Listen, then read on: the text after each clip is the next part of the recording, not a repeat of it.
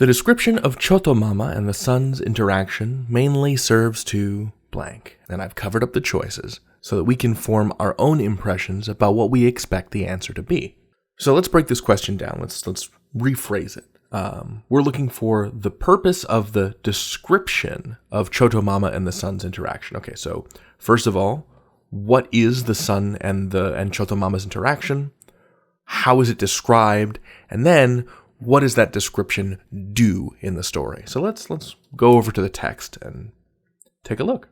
And we know from our pre-read that this interaction takes place after the yogurts and sweetmeats bit. So let's start reading at line 41. The son and the daughter-in-law emerged shyly from the anteroom. They both stooped gently to touch Chotomama's feet and Sandeep's aunt's and his mother's feet, a traditional greeting and a mark of obeisance towards one's elders. "Oh, no, said Chotomama, struggling to keep the son's hand away from his feet. There is no need for all this. This was half a token gesture towards modesty, and half towards a new modern India, Nehru's secular India, free of ritual and religion. I have not met you for 2 years, Dada, said the son, struggling to get his hands near Chotomama's toes. You must not stop me. This was half a token gesture towards modesty, and half towards the old traditional India, Gandhi's India of ceremony and custom. First of all, what's going on in this little scene?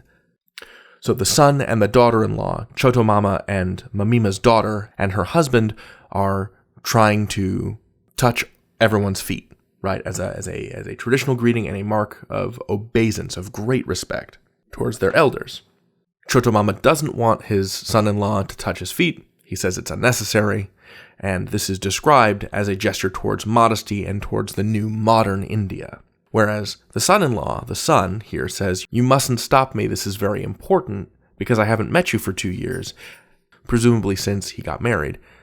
And the narration, Sandeep, characterizes this as a gesture towards both. So they're both making a token gesture towards modesty, which is the same thing that's happening in the gift-giving sequence. Oh, no, please don't. Or you really shouldn't have. But here, there's also this gesture towards old India, Gandhi's India of ceremony and custom. So I'm going to say that the purpose of this description illustrates the tension between the old India and the new. And it's kind of strange because the older people are trying to push India away from tradition, and the younger people are trying to push India back towards tradition. So let's go back to the question and expose those choices. See what we got. So my prediction is that it's going to illustrate something about the divisions in Indian society. That's my prediction. So let's see what the choices are there for us. All right. The description of the interaction serves to A, show how the characters diverge in their approaches to cultural practices. That seems pretty straightforward. I'm not going to cross that one off right now. B, emphasize the characters' complex relationship. That seems a little bit more tenuous, but I'm also not going to cross it off right now. C, stress the characters' misinterpretations of Indian history. Now, I think it's possible to get caught on this one because it mentions two figures from Indian history, both Nehru and Gandhi, but I think that neither of these characters are depicted as misinterpreting that history. And especially the word stress, it would suggest that it comes up multiple times, and I don't think that's the case, so I'm going to feel quite confident in crossing this out. Choice D, the description of Chotomama and the son's interaction mainly serves to depict how the characters created gestures that became routine. So the issue here is the word gestures, right? Because we see this multiple times in that chunk of the passage, right? This was half a gesture towards modesty, I believe is the phrase that keeps getting used. Frequently, choices will contain some element of the passage, so that if you're moving a little bit too quickly, you might get caught on them and say, aha, I recognize that, that must be it. But I think it would be difficult to argue that Chotomama or the son invented those gestures that became routine. The feet touching seems to be an established tradition that Chotomama is trying to move away from. And since it does seem to be an established tradition, neither should we be able to claim that the son invented or created it. So that leaves us with A and B. emphasizing the character's complex relationship, or showing how the characters diverge in their approaches to cultural practices.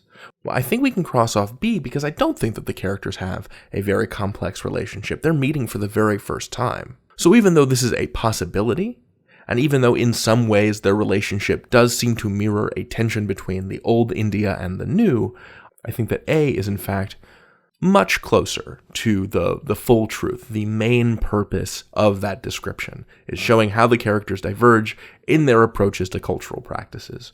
Chota Mama is making half a gesture towards the new India of Nehru, and the son is making a gesture towards the old India of Gandhi.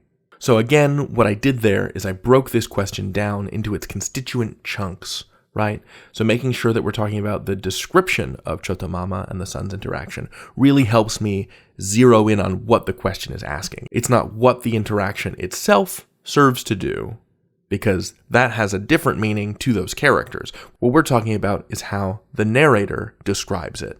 And so first we have to figure out, okay, concretely, what's happening? Then, what is the description of it?